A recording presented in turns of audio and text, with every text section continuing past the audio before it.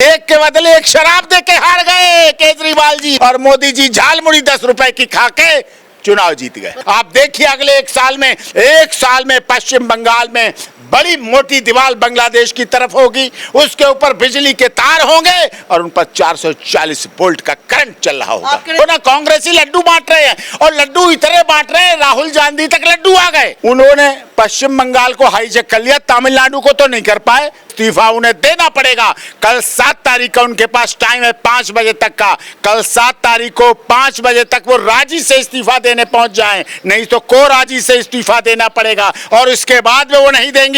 आपको बता रहा हूं आपके चैनल पर, मैं अगर 7 तारीख तक इन्होंने इस्तीफा नहीं दिया, 8 तारीख को भारतीय जनता पार्टी के 206 विधायक अपना पत्र महामहिम गवर्नर साहब को सौंप देंगे और अपना नाम सौंप देंगे मुख्यमंत्री पद के लिए शपथ लेने के लिए। तो अगर इस्तीफा नहीं देती हैं 7 को रात तक, मुझे चाहे माननीय सर्वोच्च न्यायालय में याचिका लगानी पड़े संविधान की रक्षा के लिए, लोकतंत्र की रक्षा करने के लिए, इलेक्शन कमीशन ऑफ इंडिया की रक्षा करने के लिए, पश्चिम बंगाल के करोड़ों लोगों की जन भावनाओं की रक्षा करने के लिए, चाहे मुझे याचिका लगानी पड़े, चाहे मुझे अनुरोध करके माननीय सर्वोच्च न्यायालय के चीफ जस्टिस ऑफ इंडिया से रात में सुप्रीम कोर्ट खुलवानी पड़े, मैं इस्तीफा भी दिलवाऊंगा और नए मुख्यमंत्री का 9 तारीख को शपथ भी दिलाऊंगा। दीदी कहती है मैं हारी नहीं हूं, मुझे हराई गई है, आपने साजिश करी है, 2.5 लाख पैरामिलिट्री फोर्स भेज दिया वहां पे, जबरदस्ती चुनाव जीत। 2.5 लाख नहीं, 2.5 करोड़ भी भेजना पड़ता तो भेजा जाता, क्योंकि हर बार चुनाव में पश्चिम बंगाल के लोगों की हत्याएं होती हैं, महिलाएं मारी जाती हैं, बम फोड़े जाते हैं, ब्लास्ट किए जाते हैं। इस बार पहला ऐसा चुनाव हुआ आजादी के बाद पश्चिम बंगाल का जिसमें चींटी के मरने की खबर नहीं आई, न कोई चाकूबाजी नहीं, कोई बम नहीं, कोई ब्लास्ट नहीं, कोई ईवीएम की मशीनें लेके नहीं भाग रहा था, सब कुछ सुचारू पूर्वक चलता रहा। पहली बार 92% से भी अधिक वोटिंग हुई है, ये इतिहास में है, रिकॉर्ड में दर्ज। लेकिन ममता दीदी कह रही है कि उनके समर्थक के लगभग 2 करोड़ लोगों के नाम काट दिए गए। वो आई थी सुप्रीम कोर्ट, सुना था, कोई एक नाम नहीं बता पाई ममता दीदी, एक नाम नहीं बता पाई जिसका नाम काटा गया हो। मरने वालों के नाम, रोहिंग्या के नाम, घुसपैठियों के नाम, एक नाम से 4 जगह वोट डालने वालों के नाम कटे हैं, आगे भी कटेंगे, पूरे देश में से कटेंगे। और वो इसलिए कह रही है ममता दीदी कि इस्तीफा नहीं दूंगी कि जो उनके रोहिंग्या, उनके बांग्लादेशी, जो पूरे भारत में उन्होंने गेट वे ऑफ इंडिया जैसे है मुंबई में, जैसे भारत में दिल्ली में इंडिया गेट है, ऐसे गेट वे ऑफ बांग्लादेश बना रखा था। गेट वे ऑफ बांग्लादेश ममता दीदी ने बना रखा था, जहां पर बांग्लादेश से घुस के पश्चिम बंगाल में लोग आते थे, घुस के आते थे, सुरंगें बना रखी थी, तालाबों से आते थे, नावों से आते थे, कूद कूद के आते थे, इसीलिए दीवार नहीं बनने दे रही थी। आप देखिए अगले एक साल में पश्चिम बंगाल में बड़ी मोटी दीवार बांग्लादेश की तरफ होगी, उसके ऊपर बिजली के तार होंगे और उन पर 440 वोल्ट का करंट चल रहा होगा। आप कह रहे ममता दीदी घुसपैठिया बुलाती थी और वो तो कहती कि मैं एकदम सनातनी ब्राह्मण हूँ, स्टेज से मंत्रोच्चारण करती है। मंत्रोच्चारण करती हैं, मुंह में राम रखती हैं, बगल में मालदा में मरने वालों के लिस्ट रखती हैं, मुर्शिदाबाद में मरने वालों की जानकारी रखती हैं, आरजीकर में मरने वाली बेटी का पता रखती हैं, और चिट फंड घोटाले के नोट रखती हैं, टीचर्स घोटाले के नोटों के बंडल रखती हैं, और वो सब कुछ उनके आंचल में छिपा हुआ है। मोदी जी और अमित शाह ने पूरे बंगाल को हाईजैक कर लिया, वहां पे तमाम षड्यंत्र के तहत चुनाव जीत रहे हैं लोग।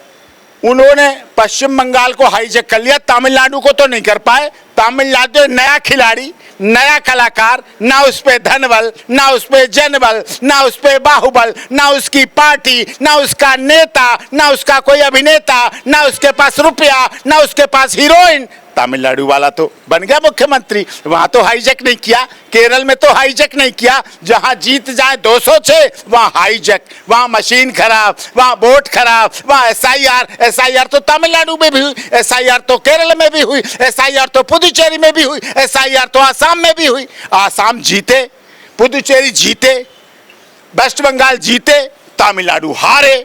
केरला हारे, मोदी जी तो नहीं कह रहे कि वहां गलत हुआ, मोदी जी तो नहीं कह रहे गलत हुआ, अमित शाह जी तो नहीं कह रहे वहां तमिलनाडु और केरला में कुछ गलत हुआ। हार को स्वीकार करो, जीत को स्वीकार करो, गर्व से स्वीकार करो, एनालिसिस करो। इस तरह से दादागिरी से नहीं प्रदेश चलेगा। लेकिन केजरीवाल जी आरोप लगा रहे कि जब मोदी वेव था तब तो उनकी 2 सीट आई थी, अब कैसे 200 प्लस सीट आ गई? मोदी वेव के चला थोड़ी गया, अब तो मोदी वेव बढ़ रहा है। जितना पुराना होता है आदमी राजनीति में उतना वेव बढ़ती है। अब तो वेव बढ़ रही है। पहली बार देखा ना बंगाली धोती पहन के मोदी जी कैसे लग रहे थे, देखा ना 10 रुपए की झालमुड़ी ने क्या नाम रचाया। ये एक के बदले एक शराब दे के हार गए केजरीवाल जी, एक के बदले एक शराब पिला के भी हार गए, और मोदी जी झालमुड़ी 10 रुपए की खा के चुनाव जीत गए। 10 रुपए में चुनाव जीत गए। 10 रुपए में झालमुड़ी खा के चुनाव जिता गए। और केजरीवाल जी ने एक के साथ एक बोतल फ्री दी, XX3 की फ्री, रम की free, Bagpiper free, signature free, dry gin free, सब एक के साथ एक फ्री थी और वो जीत गए। तो दीदी क्यों नहीं कुर्सी छोड़ना चाहती है? दीदी को कुर्सी से बहुत प्यार है, दीदी को डर है। कुर्सी गई, ममता दीदी जेल भी गई। घोटाले, हत्याएं, मुर्शिदाबाद का मर्डर, मालदा का मर्डर, RG कर की लापरवाही, चिट फंड का घोटाला, टीचर्स घोटाला, ये कम घोटाले हैं जेल भेजने के लिए? अरे पूरे पश्चिम बंगाल को लूट खाया 3 बार में ममता दीदी ने। कहां कहां लूट खाया, अनगिनत लूट खाया, देखना पता चलेगा। लेकिन अगर हम बात करें बंगाल में सर, तो वहां की अखिलेश यादव भी कह रहे हैं कि बंदूक के नोक पे चुनाव जीता गया है। हाँ हो सकता है, सही कह रहे हो। चलो चलते हैं अखिलेश यादव जी के पास, मेरे पास नंबर है, फोन करता हूं, मैं मिलता हूं चल के। 2-4 तमंचे तो लाए होंगे ना अखिलेश यादव जी। अगर कह रहे हैं तमंचे के आधार पर जीता, रिवॉल्वर के आधार पर जीता है, तो उन्हें तो रिवॉल्वर तमंचे का बहुत अनुभव है। सैफई, इटावा, अलीगंज, जैथरा, दतौली, धुमरी, क्या लाए हैं तो बताओ, दे आए वहां के लोगों को। मेरे बहुत क्लाइंट हैं सैफई, धुमरी, दतौली के, अलीगढ़ के, एटा के, आगरा के, कानपुर के। ले आएंगे जाके तमंचा, अगर लाए होंगे, छीन के तो लाए होंगे ना, 1-2 देखा होगा, मिल गया होगा। वो तो जैकेट पहनते कि यहाँ रखे, यहाँ रखे, यहाँ रखे, क्या रखे, ले आना चाहिए तमंचे।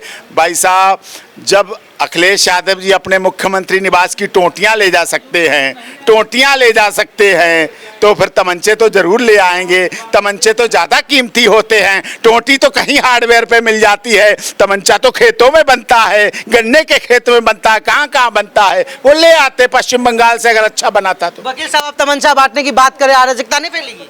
अरे तो तमंचा बांटने की मैं नहीं कह रहा, वो कह रहे हैं तमंचा बांटने की। उन्हें समझना चाहिए, देश के संवैधानिक पद पर बैठे हुए माननीय मुख्यमंत्री, देश के रक्षा मंत्री के पुत्र, जिन्होंने देश की रक्षा मंत्रालय का काम संभाला था, माननीय नेताजी मुलायम सिंह यादव जी के मान सम्मान पर भी ये कह के बट्टा लगा रहे हैं।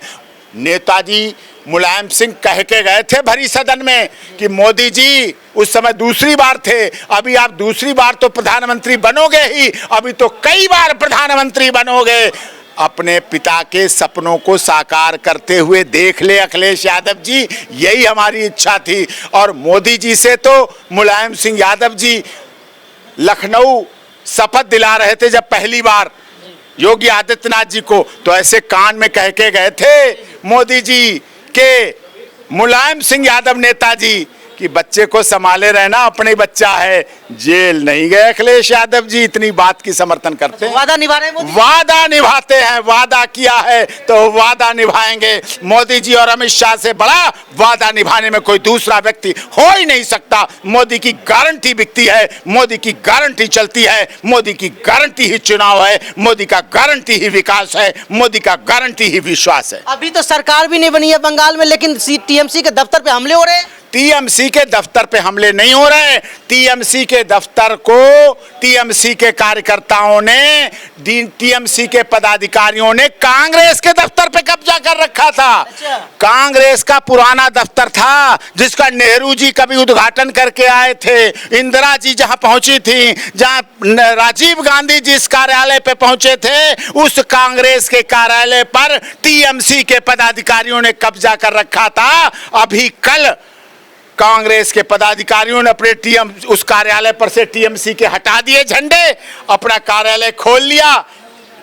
नेहरू जी की, इंदिरा जी की, राहुल जी की, राजीव गांधी जी की, प्रियंका जी की और सोनिया गांधी जी की फोटो लगा दी और अमित शाह और मोदी के नाम पे लड्डू बांट के खिला दिए कि मोदी और अमित शाह की जय। जो हमारा कांग्रेस का ऑफिस बच गया, जो हमारा फिर से कार्यालय बच गया, हमारे सबके कुर्बान की हुई इतिहास की जिंदगी बचा दी। ये देखो ना, कांग्रेसी लड्डू बांट रहे हैं और लड्डू इतने बांट रहे हैं राहुल गांधी तक लड्डू आ गए। टीएमसी की हार पर, मोदी जी की जीत पर, अमित शाह जी की जीत पर, भाजपा की जीत पर पश्चिम बंगाल से लड्डू आ गए राहुल गांधी तक। तो राहुल गांधी जी को कहना पड़ा, भाइयों इतने लड्डू मत बांटो, बुरा हो जाएगा। लेकिन अंदर अंदर राहुल जी भी खुश हैं कि वाह क्या मजा कर दिया, वाह क्या लोकतंत्र की जीत है, वाह क्या संविधान की। अगर सच्चे अर्थों में पश्चिम बंगाल में संविधान को बचाने का काम किया है, लोकतंत्र को बचाने का काम किया है, ईवीएम को लूटने से बचाने का काम किया है, तो वो वर्तमान चुनाव में इलेक्शन कमीशन ऑफ इंडिया ने किया है। हम उसका धन्यवाद करते हैं। अब बंगाल में क्या सब बदलेगा सर? अब बंगाल में 9 तारीख को शपथ होगी। 9 तारीख को शपथ ग्रहण करने के बाद मुख्यमंत्री बनेंगे और सबसे पहला काम होगा वहां पर फेंसिंग, दीवाल के ऊपर बिजली के तार पे 440 वोल्ट का करंट, और जो नीचे सुरंगें बना रही थी उनको सदा के लिए बंद कर दिया जाएगा। और जो सुरंगों में बैठे लोग हैं वो चुपचाप बांग्लादेश निकल जाएं, नहीं कोई बचने वाला नहीं है। 440 में सब झुलस जाएगा। 440 ऊपर और नीचे चलेगी गैस जिससे सुरंगें साफ होंगी सब।